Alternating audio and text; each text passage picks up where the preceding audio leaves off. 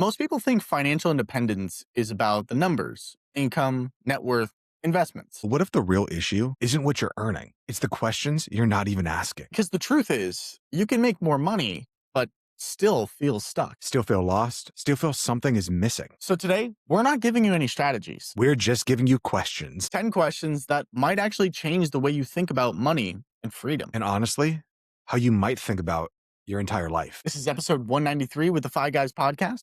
Let's get into it. So in today's episode, I'm actually going to be leading this one because over the last couple of weeks, I've really noticed in the podcast and in my real life that it's not always about the answers that you have, but making sure that you know the right questions to ask. So today is all about asking the right questions and finding deeper answers within these questions. So I hope that you're taking notes. You got your pen and paper with you, or you got your notes open, or at least when we're asking a question, feel free to pause the episode and really just sit with the question for a while. Hey, if this episode takes you 4 hours to listen to, no problem. No problem at all. So let's get right into it. I'm Dom. He's Chris. So question number one. If you achieved financial independence tomorrow, what problems in your life would still exist? Pause. And welcome back. So most people treat money like a cure all, right? This question forces you to confront problems that money can't solve: identity, relationships, and purpose. And really, that's just the jumping off point. There's a quote that goes, "Wherever you go, there you are." And that's basically saying that you don't escape yourself by changing your financial situation. Internal problems follow you regardless of external success. Now, Chris, I have a question for you. It's a psychological question, being that your background is in psychology and in finance. So I'm just curious from your expertise, why do people consistently overestimate how much money will fix their internal problems? Yeah. Well, first off, I wouldn't say that I'm an expert in any way, sense, or form. I would say maybe professional, because people do pay me a little bit of money for this. But why do people constantly overestimate how much money will fix internal problems? Well, I think when you're looking from the inside and you're hoping that things outside of you will fix them, it doesn't matter how much outside stuff you get, it's never going to fix things inside. Let's try to take like a house, for example, right? Let's say you have a house and it's really dirty inside, like you have a hoarder situation. And someone comes over and like, all right, we're gonna fix this hoarder house. We're only gonna focus on the outside of the house, like making sure that the curb appeal is good. So we're gonna get new trees, we're gonna plant it, we're gonna put a new coat of paint on it, make everything look really good. But we're not gonna fix anything inside the house. Like that's still gonna be a hoarder situation. It's still gonna be really hard to sell that house because people are gonna want to go inside the house. And that's what we do when it comes to money. We think that I have these problems inside. Rather than me taking the time to figure out, why do I have these problems? What can I do to fix these problems? How can I change my relationship to these problems so that they're not such a big problem in my brain? We say, if I fix something outside of me, because clearly I can't be the problem, then it'll all be better. So that's the reason we constantly say, oh man, my problems aren't fixed. It's because I didn't get enough money.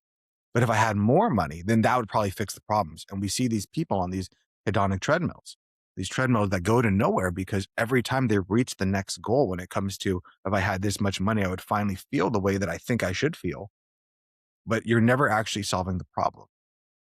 You're trying to solve this issue of yourself of, I'm not enough, I'm not this, I'm not that.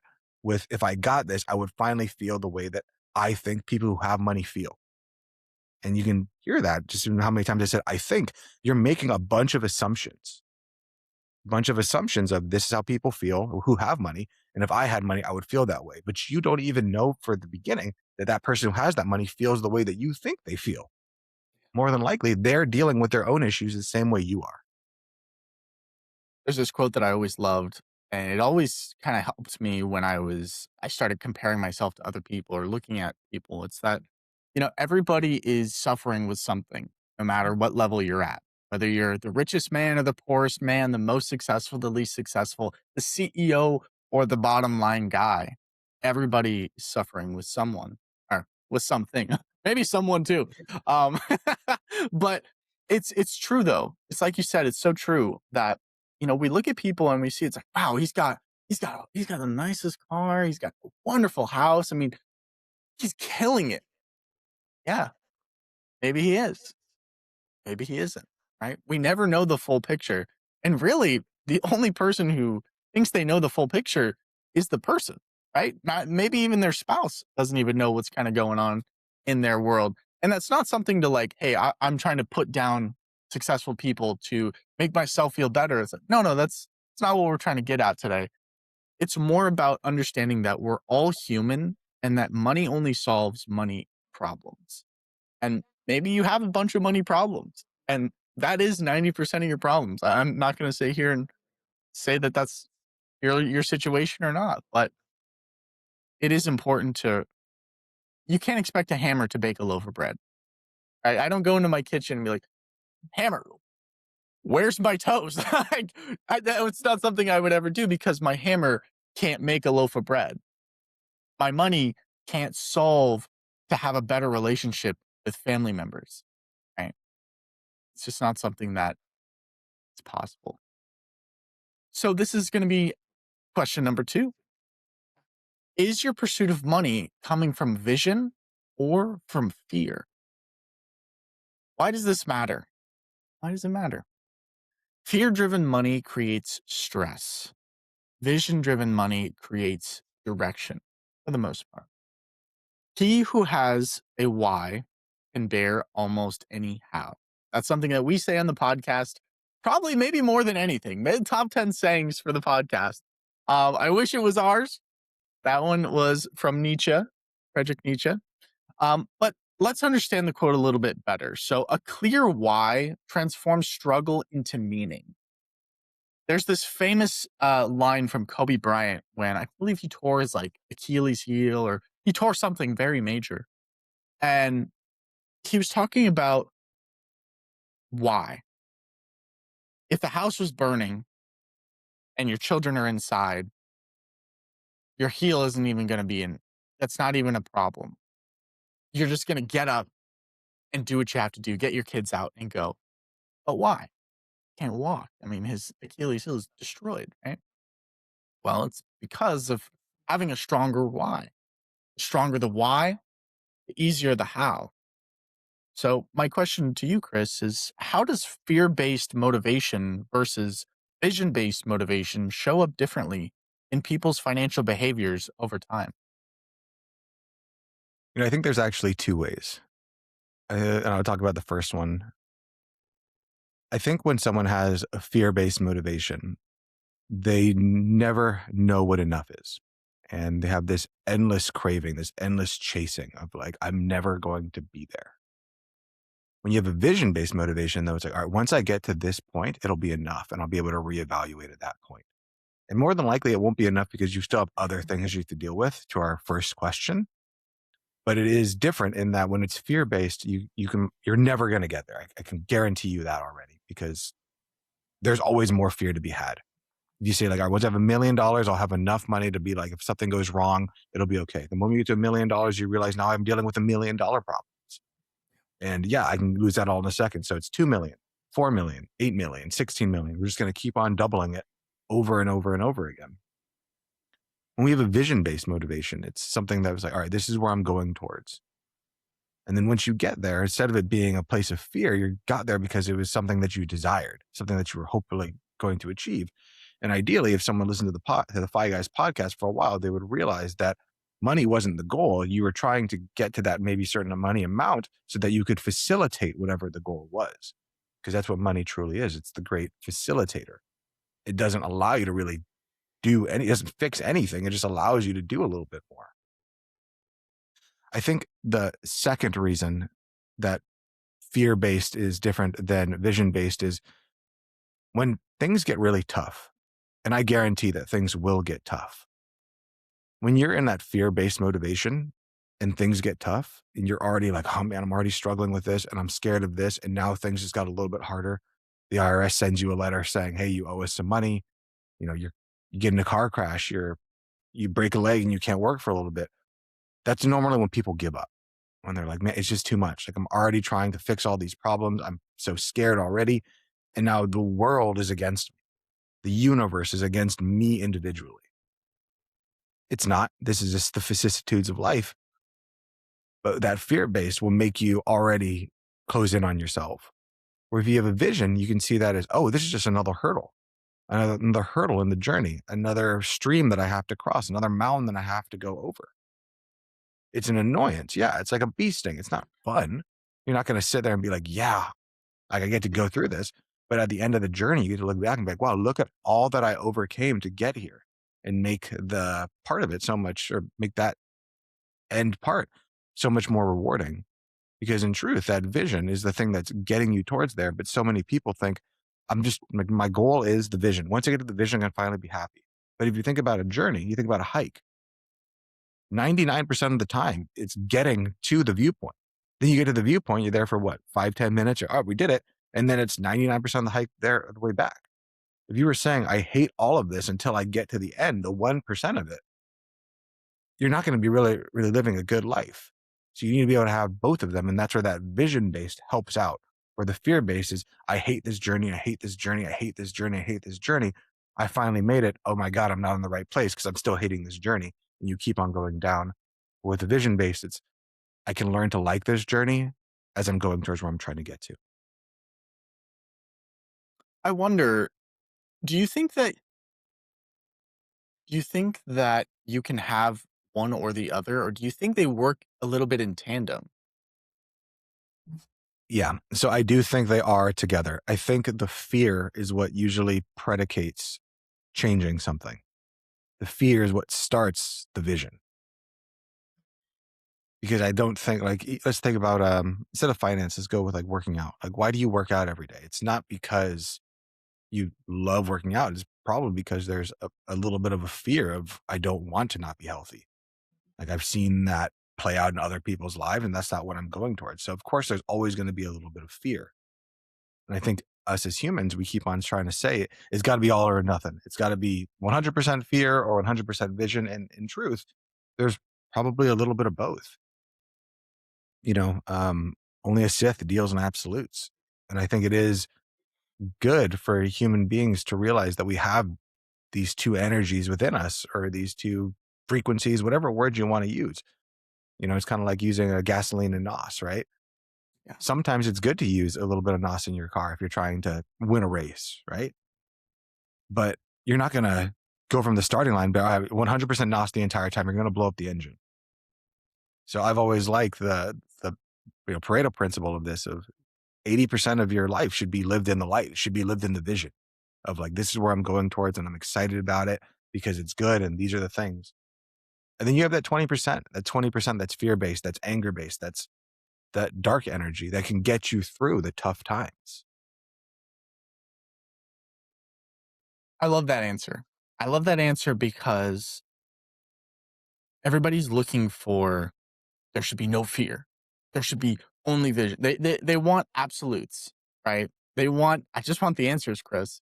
And what I love about this question and all the questions for today's episode is while you're answering them, I might be answering them. We're having a conversation on them. They're not necessarily answers for Bob or Joe or Steve, right? Each answer is kind of going to be a little bit different for every person, right?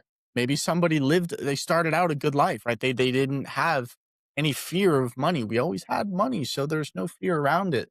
So when we talk about fear, it doesn't really connect with them. Or someone who's only had fear about money with no vision, pure survival. It's This is what I love about this episode and this podcast is that there's not really one right answer, but there are some wrong answers. But it's different for everybody, and I love that. I love that, and I want to continue on to question number 3. What part of your identity is dependent on not being there yet? What part of your identity is dependent on not being there yet? So some people unconsciously stay stuck because their identities is built around striving, right? The greatest burden a child must bear is the unlived parts of its parents' lives. So that one is from Carl Jung. And to break down the quote a little bit, many people operate from inherited expectations, not necessarily self defined identity. You'll see this a lot in, I hate to say it, but in Asian communities, right? They want you to become a doctor because it makes the most money, right? Because they lived in poverty and they want the security for you. And, you'll see a lot of these things that were inherited onto your life that maybe you subconsciously kind of drift towards or you really revolt against. So, my question to you, Chris, is do you think that people subconsciously sabotage their financial success to protect their identity? And how do you, how does that kind of show up for them? Yeah. So to answer your question, yes, I've seen it. Yeah, I don't need to think about it because yeah, I've seen it happen many, many times where somebody's subconscious beliefs are sabotaging themselves. And first, we should probably understand why it is that our brain will sometimes screw us over to get us to the place that we think will make us happy. And then I'll get into how a few ways that I've seen it. And I'll give you a pretty good example of where my brain's going. But you have to remember that our brain has evolved not to keep us happy, but to keep us alive. There's a reason that the only constant in life is change. And the one thing that we as human beings detest amongst everything else is change. It's because change sets off everything in your brain's systems of threat, threat, threat. Something is changing. I'm scared. I don't know what's going to happen. We need to fix this. We need to get back to equilibrium. So that's what our brain does. It knows that, hey, right now, not financially successful, struggling, in debt. We may not be happy, but we're alive and like we know we're alive.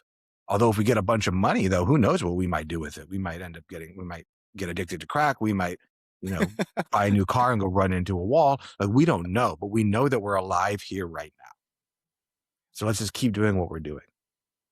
So that's the reason that sometimes you have some subconscious beliefs that you don't even know are there. They're legitimate blind spots to you that will continue to derail you over and over and over again.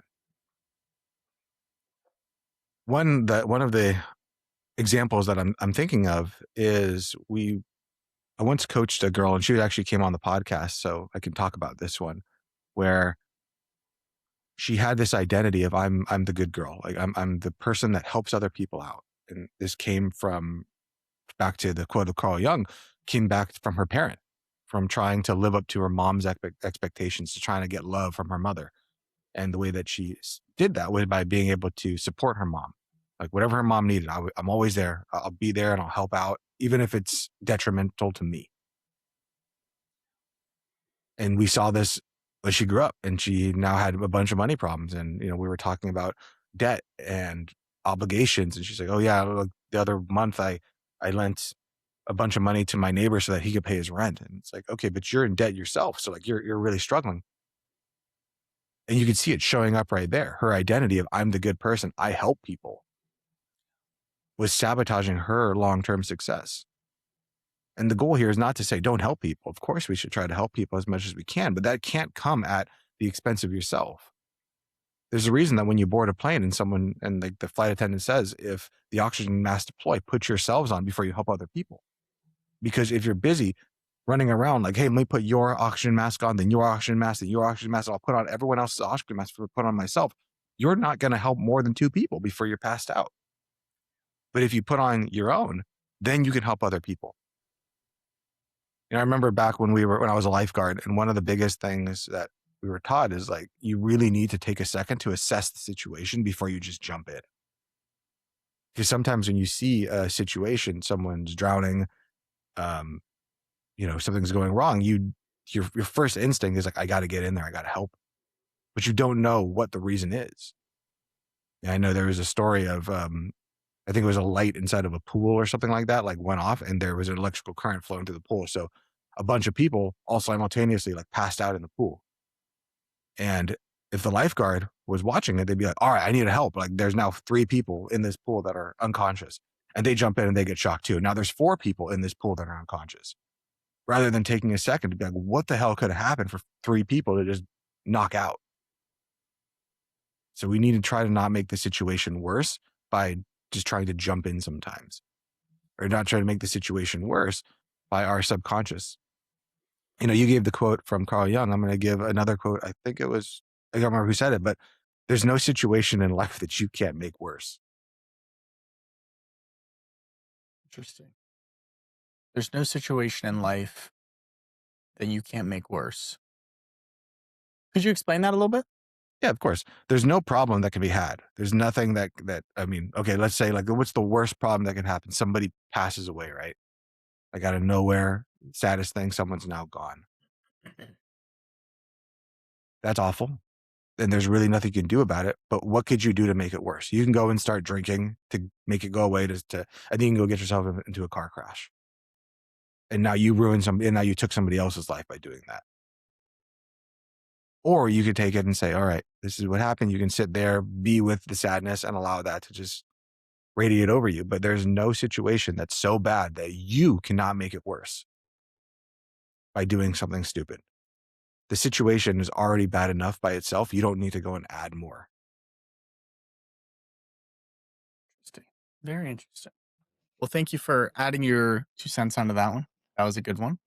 So, number 4, are you building a life you want, or are you just building one you I'm sorry. I sometimes when I'll start reading a quote and then I'll miss a word and I'm like, looks like we're freestyling.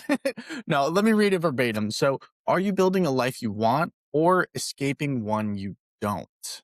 A lot of people are really trying to escape their lives, and I get it. I understand it. I mean, Chris and I understand it more than you guys know. Right? Sometimes the walls feel like they're closing in. Motivation oftentimes determines outcomes. Escaping leads to burnout, building leads to fulfillment. So that's why we can't run away from problems. We have to face them. It seems that all of humanity's problems stem from man's inability to sit quietly in a room alone. Something that I think Chris says maybe once or twice. Um, no, it's a little bit because he says it all the time. But it's true though. It's true. If you can sit alone with your own problems and just think about them and just exist, just be, you'll better understand yourself and you'll better understand how to move forward. Avoidance is often the disguise of ambition, right? It's like, oh, I'm just going to avoid this. I'm going to work on something else. I'm going to do something else. When really it's like, this is the most important thing. It's like you said, it's like if the house is on fire, like, oh, I need to break this cake because it's my best friend's birthday and they're expecting it tomorrow. It's like, dude, the house is on fire. Solve the big problem first, and then we can move on to the smaller problems. So, my question for you on this one, Chris, is how can someone tell the difference between healthy ambition and avoidance disguised as productivity?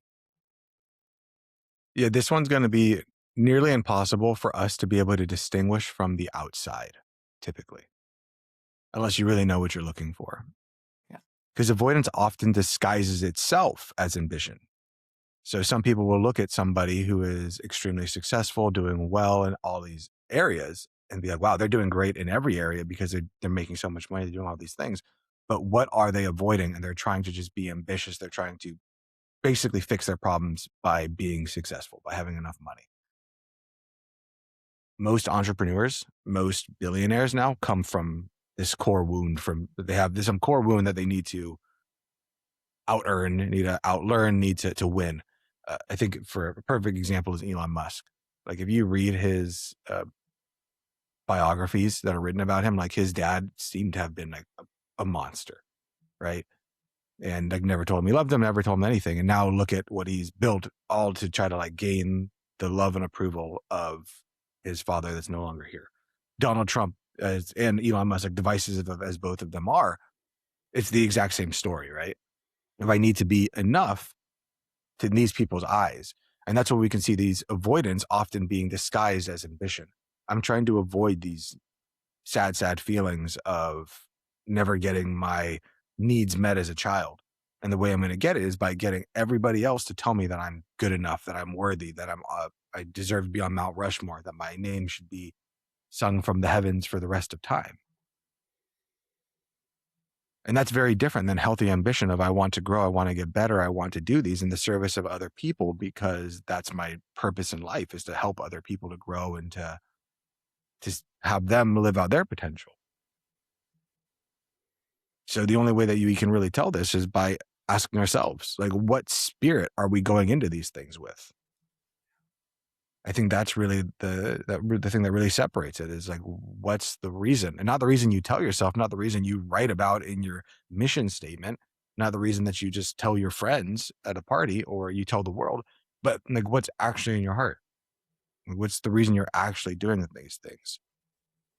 There is the spirit of intention, the highest order. If you like to listen to like Jordan Peterson, like what are you setting as the highest goal? Is the highest goal to just be successful to prove yourself? Well, then you forget that you're part of a collective. So you need to ask yourself these questions. And that's where knowing, like, the old Socrates, like know thyself comes in. And it just becomes more and more annoying because that seems to be the answer to most things is like, what is the reason that you're doing it? Is it healthy ambition or is it just avoidance described or disguised as productivity? Because a lot of people will be very productive in order to avoid the feelings with themselves, in order to not sit in a room alone. It seems like this is kind of the second question that themes around that fear versus intention kind of framework. And sometimes it's very hard to tell, right? Sometimes it's very hard to tell. It's like, am I doing this so that this certain scenario, I can't have this happen. Can't have this happen. This would be catastrophe. Are we doing it to avoid a situation like that? Or are we trying to go towards something that's like, man, this would be a good life if I could do this? I think oftentimes I don't even have to theorize about this. I know this to be a fact. You'll definitely run faster if you're running from fear than you are from, running to happiness. Like they've done studies about that um, with animals, putting a predator behind them and seeing how fast the animal runs versus food on the other end, seeing how fast they run. It's our natural inkling to, like you said, stay alive, right? We got this 10,000-year-old brain. We want to stay alive at any cost. But oftentimes it's difficult, right? To delineate the difference between fear and vision. And I don't think fear is a bad thing. I think you would agree with that, Chris. I think fear is a very necessary thing, right? Didn't develop for nothing. And I'm grateful that we have it. We didn't have any fear. Well, I'd be like, wow, let me see if I can survive this jump off of this bridge. It's like, dude, there's not even water down there. It's like, well, we don't know. Like, yeah, I'm pretty sure you'll break all your legs, maybe kill yourself. So don't do that. So I think fear is very important and it's something that can be harnessed. But like you said, it's a dark energy. It's a dark it's the nos. It's not the gas. You want to be like 90% on gas for your car, but if you're winning a race and you need to kind of juice up a little bit, well, maybe a little bit of nos is all right, but Yeah. not as a constant burn. And let's go back to that example you have about about animals and their studies of what makes them run faster. If the goal is always faster, then yeah, fear is going to work because fear does motivate you to move fast. But our life is both very short and very long. Sometimes the things that we do in the short term are not going to get us the outcome that we want in the long term. For example, if you're being chased by a lion, yes, I'm going to tell you to run as fast as you possibly can. Don't run just like enough to outpace him. Like run as fast as you can and get out of there. But if you're running towards food, if you're trying to like, all right, food is 30 miles away, 40 miles away, you're a hunter gatherer, early times, you're not getting chased by a predator. I'm not going to tell you it's 30 miles away. Yeah, you better sprint those 30 miles. You have to use different tools at different times. Like we have all of these emotions. Like these are just algorithms that have been developed into us or bred into us over many, many, many decades, or not decades, centuries, in order to give us all of the tools that we need to survive in this world. Because there are going to be different situations that call for different tools. But too many of us, we want to just know what is the one tool that I can use every single situation. And there are no tools that way. So there's two very different things where if I'm running from an animal, yeah, use the fear tool, get that tool out of there. But if you're, hey, I need to go 30 miles to get to the or 20 miles to get to the water so I can drink fresh water. We don't want to use the fear tool. We want to use a little bit of the fear tool if I'm going to die if I stay here. We now need to use the ambition tool if I want to get there so that I can survive. That doesn't mean I'm going to use the fear tool if I need to run as fast as I can 20 miles to get the water. We have to be able to use different tools and realize that different situations call for different things. So you're seeking for the one right answer is never going to happen because situations change, times change, people change, everything changes. I think that's a brilliant way to look at it too, that, fear is a tool, right? And that you can't expect one tool to do everything. Like I said earlier, I'm not going to walk into my kitchen and get mad at my hammer for not making me a loaf of bread. It's not what the tool was designed for. It's not what fear was designed for. Quick jolts, yes, but no, not for long-term sustainability. My gosh. Um, Alrighty, so let's get on to number 5. This is a halfway point. I hope you're taking notes still. I hope you're sitting with it and pausing and really, just contemplating these questions and finding your own answers. Number 5. This is an interesting one. This is probably one of my favorite ones of out of the 10. But if no one could see your success, would you still want it? Why does this matter? It matters because this removes ego and social validation from decision making. The reward for conformity is that everyone likes you but yourself. External validation can quietly override internal fulfillment. As a young person, we see it oftentimes where it's like, hey, I want to go and pursue this career, but my parents want me to go to college, get a 4-year degree, go work on Wall Street for 50 years, right? And then die, maybe have a kid, live, you know, right?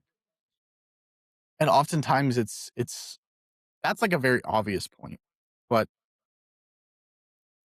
there's also so many more subtle points that society really imprints on you.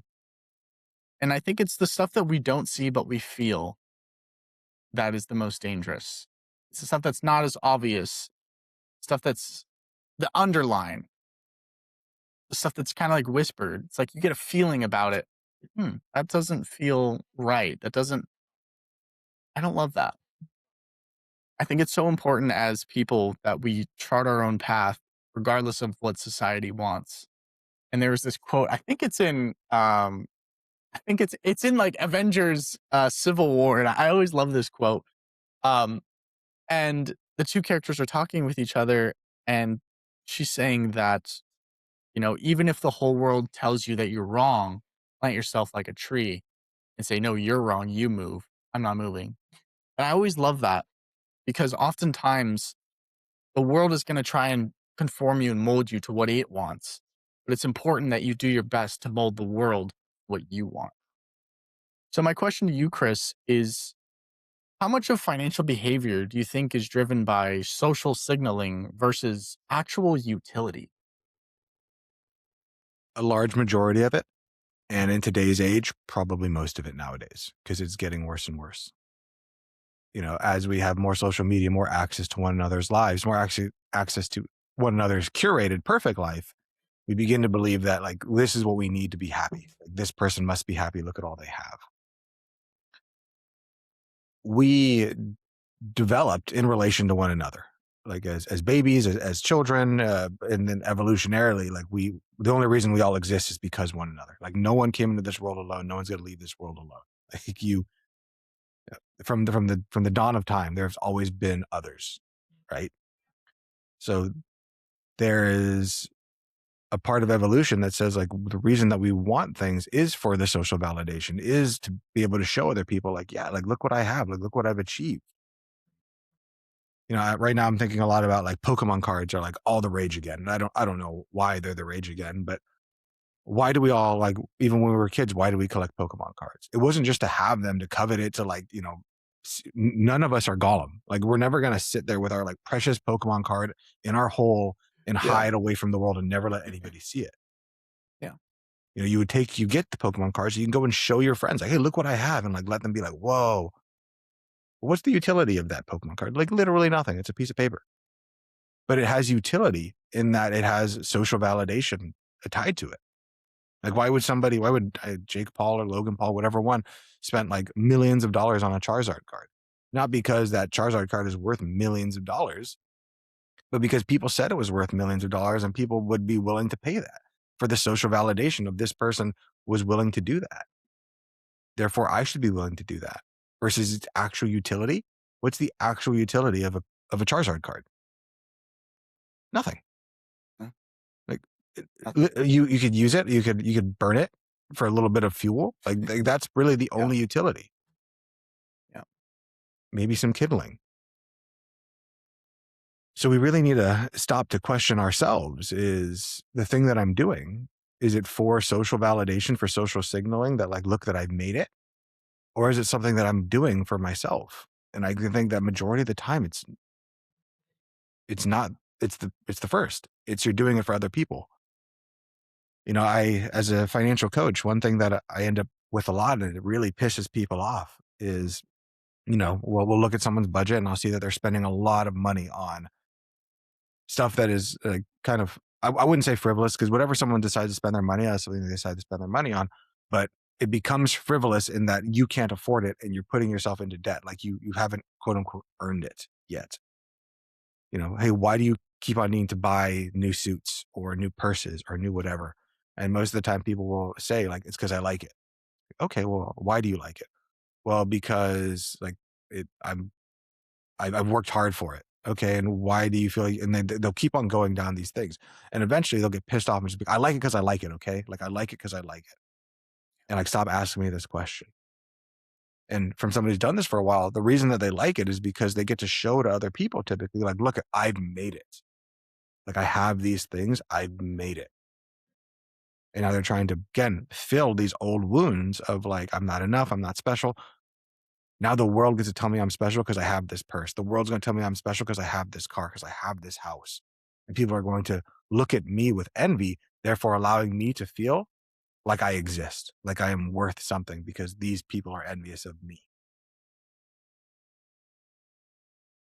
That's rather than tough the to. utility of it. Of course, of course. I mean, I got like a million grocery bags in my kitchen. That's fine. I can hold the same stuff as a purse. Obviously, I wouldn't recommend giving a garbage bag or grocery bag to your wife or girlfriend for a present. Would not go over very well. But I think I know you're spot on with that. I'm just curious though, how does someone I feel like that's like something that a lot of us go through though. Like we want even as young kids, right? First day of school, your mom hopefully buys you like a new outfit, new shoes. Um and you want to wear it to like look good, to impress, or to look cool, to be cool, to feel cool. And really, it's about chasing that feeling. But how do you start to transition? I guess in a 30-second answer, if you can, how do you start to transition from someone who needs that social validation to someone who I don't need the social validation. I'm good within. I think it's that's maturing, right? Like that's a part of maturing. Like we all remember what it's like to be teenagers, and like when you're a teenager, like everything is the worst thing because it's all about what other people think about one another, right? Like the gossip, all of that stuff. And then as you kind of get a bit older, you meet some people that are in their 40s, 50s that still play the same game, the same high school games, right? And like I don't want those people in my life, so I'm glad that they exist. I'm glad that they continue to live that experience. Good on you for doing it, but I don't want it for myself. And eventually you get to the point where it's like, oh, well, this doesn't really matter. Like, I'm happy with myself and that's good enough. And maybe sometimes rather than trying to be enough for everyone, you just want to be enough for the people that matter to you. Like I've never, I don't know, I guess I'm just at a point in my life, and I hope that people, if they want to get to this point of like, I can't remember who said this quote, but it was, if you have a problem with what I said, or if you have a problem with me, then text me about it. It's like, well, I don't have your number. It's like, then I don't care what you think. Yeah. Like I'm not here to try to make everybody happy because you can't. But if you know that you're happy with yourself, I say it a lot. Like the only thing that matters at the end of the day is when you put your head on the pillow, how do you feel about yourself when you're by yourself? Back to that old quote of being able to sit in a room with yourself and being okay with it. That's what it's really about. And not just yourself, but the people that really matter to you. But it's hard because when you have 10,000 voices screaming, that makes you think like, oh man, those 10,000 voices, they must all be accurate. But would you rather have like 10,000 people mad at you and the four most important people in your life love you? Or would you rather have the opposite where there's 10,000 people that love you and the four people in your life that like you interact with the most and you love the most hate you? And then how can we continue to make that core group of people like the most important thing? And then maybe even how can we learn to just have it be ourselves? I don't think that's the goal though. I don't think the goal should be to not care about anybody and only care about how you feel about yourself. Because I can see that that becomes a big issue too. There's pathology on that side as well. So there's this dynamic balance of there's no clear answer because everyone's going to be different. Number 6, what are you willing to optimize your life for? And what are you quietly sacrificing because of it? Every financial decision includes hidden trade offs. We know this, and we've talked about this. For this quote, opportunity cost is the value of the next best alternative. Trade offs are inevitable, but often ignored. Sometimes we don't know what the trade off is until it's too late. Sometimes we do. So, my question for you, Chris, is why do people struggle to recognize or even accept the trade offs behind their financial decisions? The biggest answer is because they don't want to, because they want to remain blind. Like it's easier to be blind to it than to not make a decision because you know what the outcome is going to be. For example, like if I want to go and buy a car, like if I want to go and buy the nice car right now, like I know what the trade-offs are. Like there's a mathematical trade-off to it of like I'm going to have this much less money. Hmm. But most of us are willing to take that trade-off because the immediate me right now is going to get something. Yeah. And future me has to deal with that problem. There's an old quote from The Simpsons where I think Homer's like he's out one night getting just like super wasted, eating all these donuts, and he's like, "Man, future Homer is going to be in for it. Wouldn't want to be that guy." And like that's what we all kind of do in our lives. Like it's hard to be able to connect both the past, present, and future self, but they're all the same self. But our brain, we've done research studies where you put somebody into an MRI scanner and you have them think about their future selves in 50 years, 30 years, 40 years when they finally retire. And the same parts that light up are the same parts that light up when we think about Jennifer Aniston or we think about some celebrity, somebody that we know of, but don't actually know.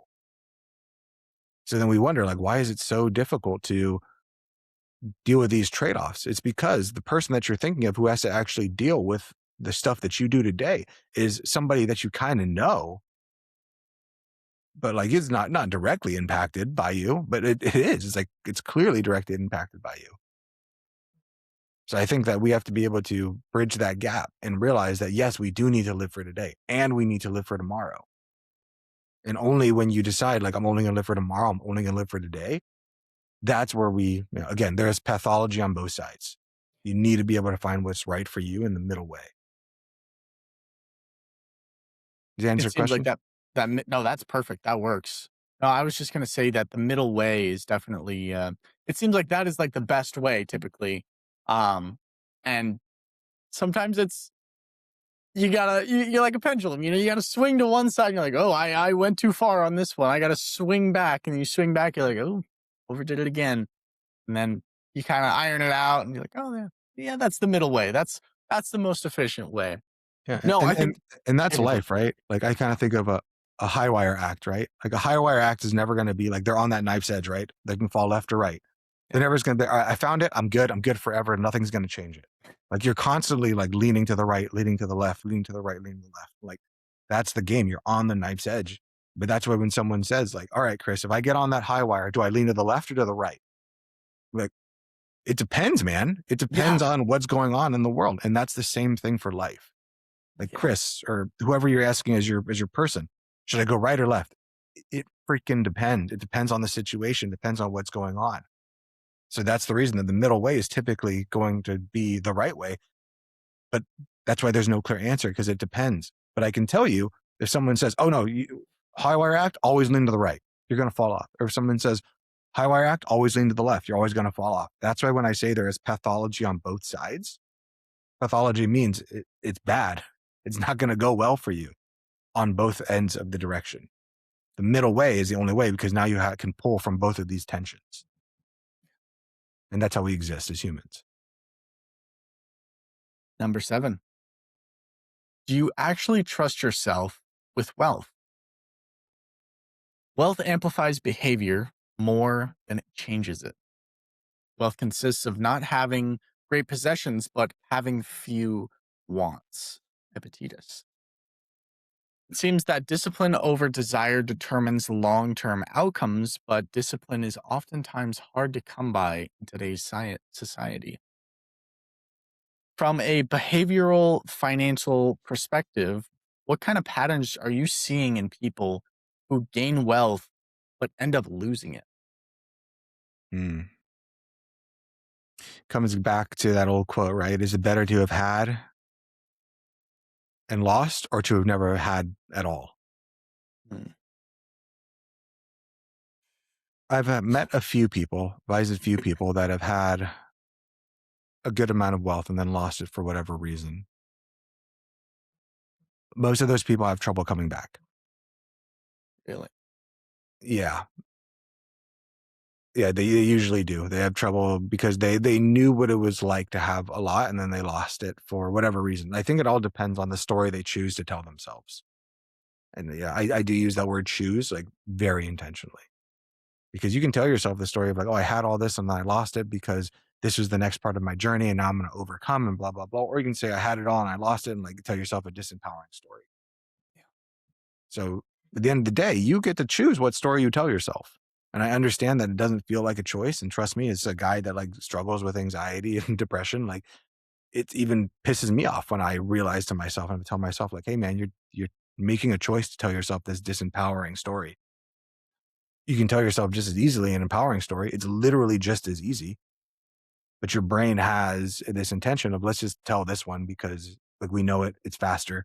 Let's just do this one. Takes a bit more intention, but it's the same amount of words. Like it's the same amount of thought process. Just one takes a little bit of effort, the other one doesn't. I think that's really important. The stories you tell yourself and the stories, like you said, you choose to replay in your mind, the choices that you kind of decide to look at things through and the lens you choose to see life through.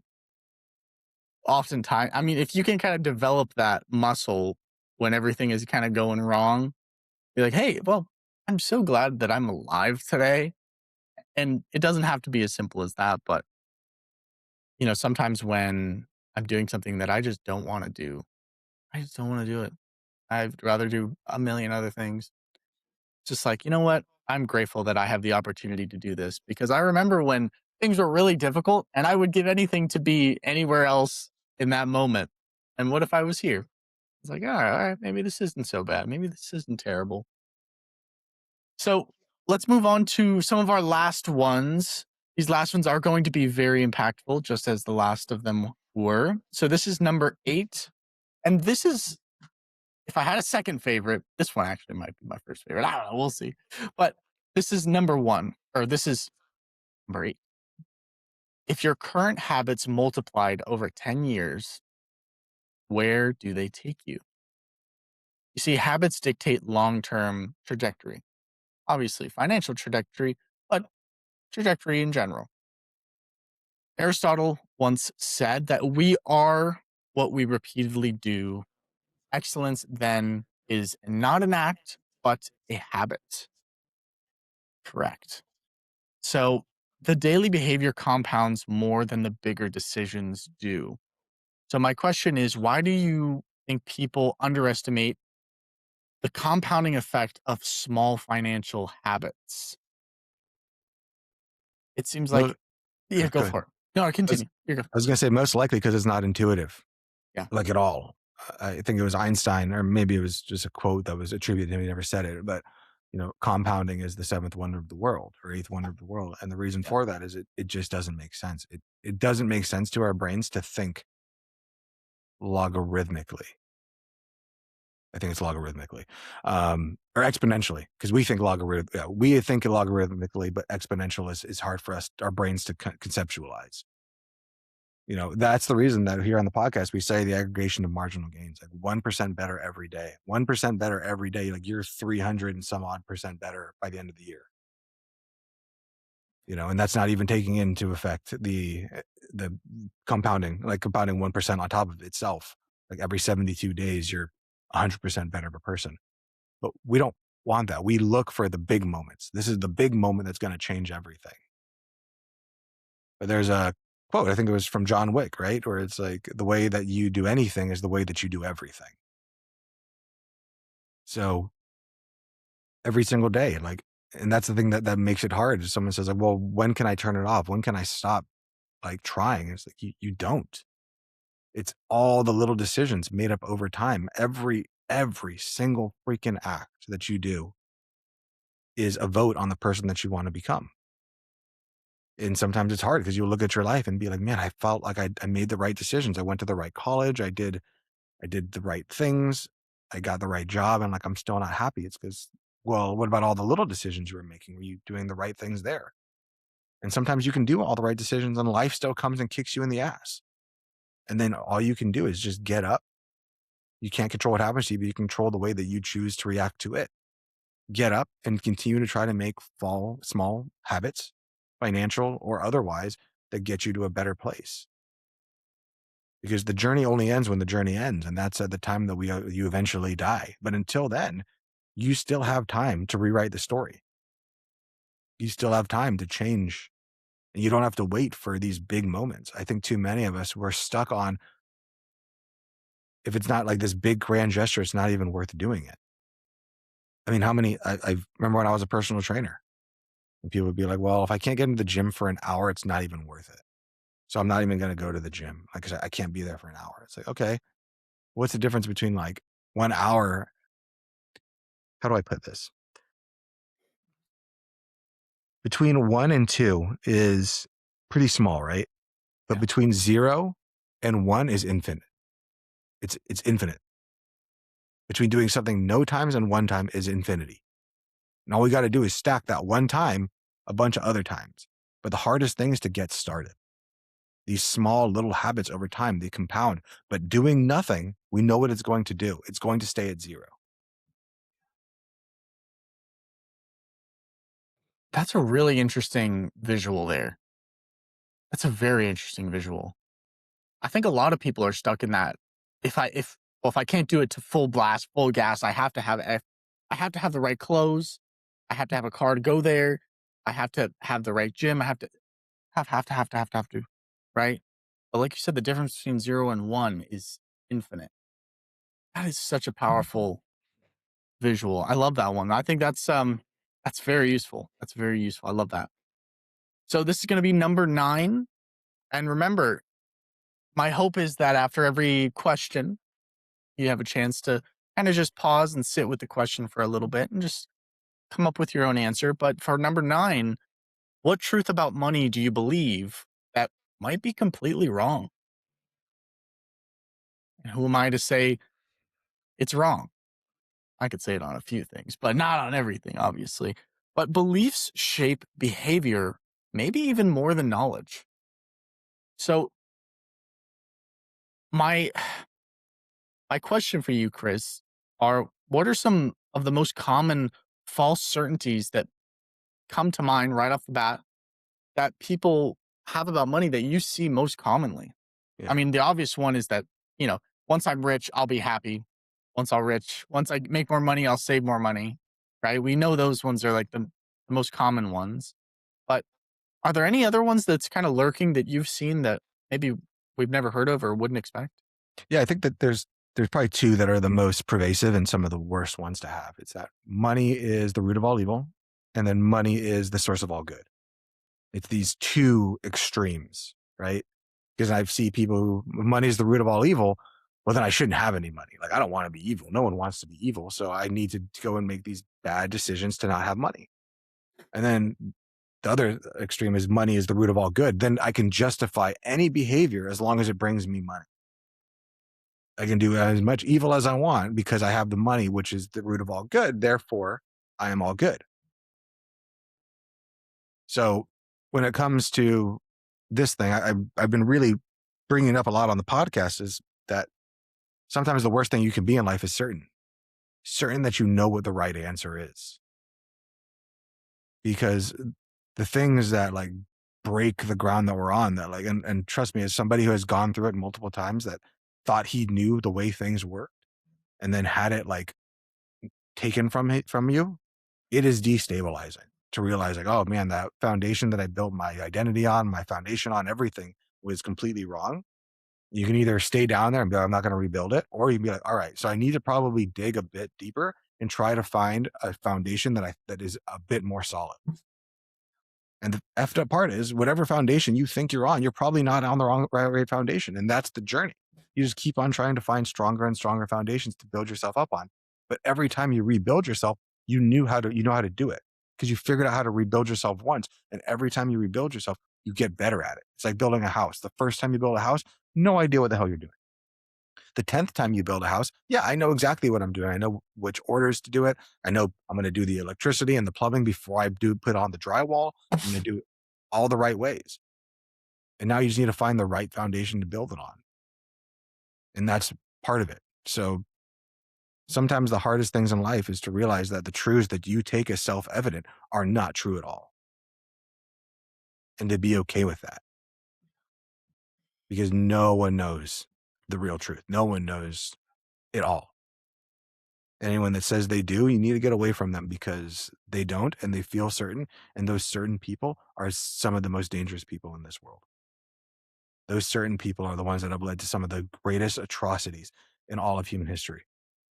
Think of Mao, think of Stalin, think of Mussolini, think of Hitler. All of these people were certain and people followed them because they were uncertain. The person that followed them was uncertain and this person gave them certainty. Something that we all crave in this world because we have zero control of the outcome.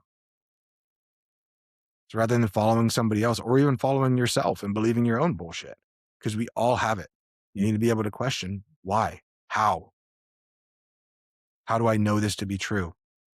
And at the end of the day, majority of the questions are going to be, you don't know. There was a philosopher way back in the day, I think it was Descartes, who said, the only thing that I know is that I exist. That's the only thing that you can say for certain is that you exist. You can't even say that I exist or that Dominant exists or that your mom or your dad or your sister, or your best friend exists. It could all be a simulation that your brain is making up as you're in a coma. Like I remember times you can do drugs, you can get choked out, you can do different things. Like in jujitsu, if you're getting choked out, I swear to God, you'll have like some of the, like when you pass out, you will have an entire life. You'll have a dream where you're like, oh yeah, I did this and this and this. And then in reality, you watch the film, you were out for like 5 seconds. Like you don't know that that's not happening to you right now. But you do know that you exist because you are here and you're thinking about yourself. That's it. Other than that, everything else is up for debate. Man, that's like Alice down the rabbit hole with that one. I mean, you can go in a million directions with that. Definitely something to sit and ponder with. Definitely something to sit and ponder with. Well, question number 10 of the 10 questions. This is going to be our final one. If your life ended early, would your financial strategy have been worth it? You see, this forces us to align between money and meaning. Like Seneca said, it's not the man who has too little, but the man who craves more that is poor. Endless pursuit without reflection can lead to emptiness. So, how should someone balance the long term financial planning with actually living in the present? Yeah. The dynamic tension, right? And Yeah, again, you're going to hate it. There's no right answer. there's no right There answer. are many wrong answers, but there is no right answer. It's by You have to be able, if we knew, if you could sit there, Dom, and like, this is where it all comes down to. It all comes down to like death. If you understand death, like you get it. If we could sit there at a calendar, you'd be like, I'm going to die on this day. All right, cool. We can make a financial plan. We can make a plan for your life that's going to be the bee's knees, right? Like Yep. we know it. But life is short and life is long simultaneously. And you don't know what it's going to be. It's like Schrodinger's cat. You don't know what it's going to be till you get there, till you actually open up the box and look at it. And no one knows. So if you set the financial plan of, hey, I'm going to save money for my kids so that when so if I die, that they're going to have a lot of money and that they're going to be taken care of. And then you make it to 98 and your kids are grown and you still have all this leftover money. But like, man, I wish I would have taken more trips with them and cared for them more. Like, I wish we would have done more stuff as a kid because I lived for this long. But on the flip side, if you saved up all this money and then you died the next day and your spouse thankfully got this insurance policy and got all this stuff and were able to take care of their kids, well, then you made a good decision. You don't know. You never know. So the goal is to try to, and this is something I've been working on a lot, minimize future regrets. That's the only thing that matters in financial planning. How do I minimize future regrets? And then you might come to the conclusion, if you're listening to this, is like, well, my future regrets might be different than Dom's future regrets, which might be different than my friend's future regrets. Yeah, it's all going to be different depending on what you will regret most. But I can tell you the things that you're probably not going to regret. You're probably not going to regret getting to like spend time with your family, love, happiness, working out. Like there are times in life where you're like, I don't want to go work out. I don't want to do this thing. But do you ever get home? You're like, man, that was so stupid that I went to the gym. Same thing with like saving money. Do you ever get home? You're like, oh man, I saved $10 today by not going eating out. How stupid. Like I shouldn't have done that. We think of the opposite. We know in the future, we're going to regret not going to the gym.